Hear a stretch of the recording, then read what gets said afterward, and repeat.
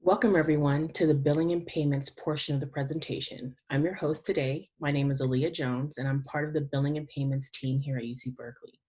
I hope you've been getting some great information so far. So I've got a few minutes with you here today to go over the basics of billing and payments and how to navigate through the system. We're going to start with the billing summary page. And then part two, we're going to talk about viewing transactions. And then in part three, we're going to cover payment information and payment options. Okay, so those are my plans. Let's get started. Once you get to the My Finance tab on your CalCentral portal, this is basically your financial dashboard. The My Finance page is loaded with a lot of information and has been broken into three separate sections. The billing summary section right here. This is where you can view all your financial transactions. There are links to the payment screens, and you can even view your billing statement in a PDF version. Here in the center is the financial aid and scholarships, where you can view all of your financial aid awards and additional information. And here in the third section, the financial resources, there's a link to set up delegate access, where you can give UC Berkeley authorization to discuss your account with a third party. For instance, maybe your parents, your spouse, or whomever you give us authorization to discuss. This page also has a link for students to sign up for direct deposit, and there's even a link for someone to apply for emergency loan. Once you've clicked on the View Transaction link, this page will show all the transactions on the account. In the section on the left, in the larger font, this is the amount that's due now. It has the dollar amount of not due yet, which is here, and then the total unpaid balance. In the transaction section here, it's defaulted to show the unpaid balances first. However, you have the option to view different financial transactions. You can choose to show all, like all the transactions on the account. You can choose to show the unpaid balances, which shows all the charges that make up the total unpaid balance that's here. And to be honest, this default filter is the easiest way to see which fees are currently outstanding. And then there's the payment and aid, which shows all of the payments and the financial aid that are on the account. There's an option to filter the information by term, either all the terms or something specific, for example, fall 2020 or spring 2021. This page even has a search bar and search transactions using a specific keyword. Now, if we click on the Show All tab, which was here, it has columns with different information. The posted column shows the date of when the charge was posted on the account. And here's something, you can even search by posted date. You can click here and it will filter by posted date. The description column gives a description of the charge, transaction amount, and the due date of when the date of which the charge is due.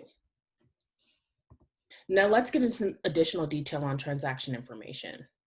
You can click on any transaction and get additional details. Now, starting from the bottom up, you can see the original amount.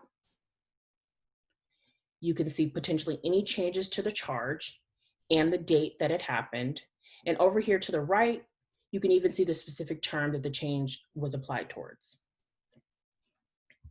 Now, on the Payments and Aid tab, like I previously stated, this will show all the payments made and financial aid awarded to the account. In this example, the student received a grant, and as you can see, the credit is in green right here. Once you click on the details, which is here, you can see the term that the grant was awarded, which is the information here, the original award amount, the date the award was increased, and then the current amount that the award is applied for. In the second part of this example, if you click on the charges paid, which is here, this section will show you the specific fee and how the payment was allocated. So now let's get into some payment information. There are several options that are available for paying for charges that are on your account. One thing to note about making payments is when you make online payments through CalCentral, this will post to your student account in real time, for the exception of international funds transfers. Now, please note, international funds transfer payments always take additional days to process, so please take payment processing time into consideration to ensure that your payment will be posted to your account by the fee due dates. And also, in addition, please do not overpay the amount of your assessed fees. Payments made to the account will apply in order of due date. So when you make a payment, it will be allocated towards a fee with the oldest due date, not a specific fee. Here are the payment options for students. Please be mindful that all payments must be remitted through CalCentral portal via CashNet. The electronic payment options are e-check. A student can pay charges via e-check, credit card. There is a 2.5% non-refundable convenience fee for all credit cards. UC Berkeley accepts Visa, MasterCard, Discover, American Express, and JCB, okay? For international payments and foreign currency, students can pay their charges via international funds, which our partners, Western Union. You can do this through CalCentral, and the quoted rates are valid for 72 hours once they're provided. You can also make payments via paper check. Please note that the payments need to be issued in US dollars and drawn on a US bank account. The checks need to be payable to UC Regents, and please include the student ID number or UCB ID number in the memo line of the check so we know which student to apply the payment towards. These paper checks should be mailed to the following mailing address, which is here, 2195 Hearst Avenue, Suite 120, mail code 1111, Berkeley, California, 94720-1111.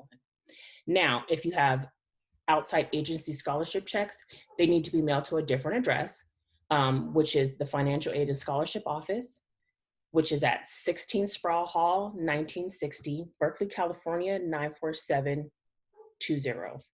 One additional thing that I would like to bring up is if you are on campus, we do have a drop box that's available for check payments. It's located at University Hall, and the drop box is in the breezeway on the Addison Street side. Now, the final payment option is the fee payment plan, affectionately known as FPP. The fee payment plan allows for qualified fees to be broken into 5 monthly installments. The fee payment plan is established on a per semester basis, not academic year. And when you enroll in the payment plan, you will be required to pay a non-refundable participation fee of $60. The non-refundable participation fee will also be included in the first monthly installment. Now, there are some fees and programs that are not eligible for the fee payment plan, and please be mindful of that. For example, some fees that are not eligible in the fee payment plan are student orientation fees, health insurance, course material fees, and summer session. You can find a list of all eligible and ineligible fees on the student billing website. Now, when you're setting up the fee payment plan, only the student that's currently enrolled has access to activate the fee payment plan, not the delegate. And the due dates for all the monthly installments are actually available online. You can see that in your transaction page. Now, I would like to discuss a couple of the frequently asked questions that are here. It says, do I need to make a payment to activate the plan? No, you do not need to make a payment to activate the plan, but please note, it is very important for me to mention that if a payment is made before the fee payment plan is activated, the fee payment plan will recalculate based on the new principal balance, and the first installment payment is still required by the specific due date. Okay, let's go to the next question. If I have partial financial aid, do I need to make a payment to activate the plan? The answer to that is no, you do not need to make a payment. It's not required. Because the financial aid will reduce the principal balance, and then once you do activate the fee payment plan, it will recalculate the new balance and adjust accordingly. However, please note, if your financial aid covers all of your fees, you are still responsible to pay the $60 non-refundable activation fee for the fee payment plan. So for the very last question here, if I don't pay the installment by the due date, kind of like basically what happens.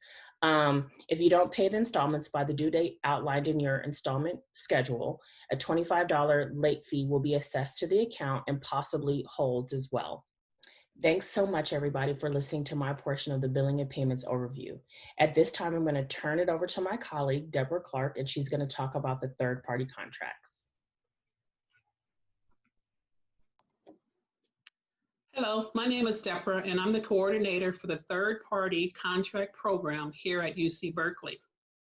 Through the third-party contract program, an organization commits to paying a student's mandatory tuition and fees. A student is granted TPC if the sponsoring agency pays most or all of the mandatory tuition and fees. If the sponsoring agency requires an invoice to be issued before remitting payment, and if the payment is sent directly to Berkeley. A student will not be granted TPC if the sponsoring agency sends payment directly to the student. If the sponsoring agency only requires a student's bill. It will not be granted for living, travel, and miscellaneous academic expenses. And it will not be granted if the sponsor is a UC department, family member, or a personal or family-owned business. It is very important that your authorization letter clearly states what is and what will not be covered. If you have questions or concerns, please email tpcsupport@berkeley.edu or visit the Berkeley Student Billing Services website under TPC.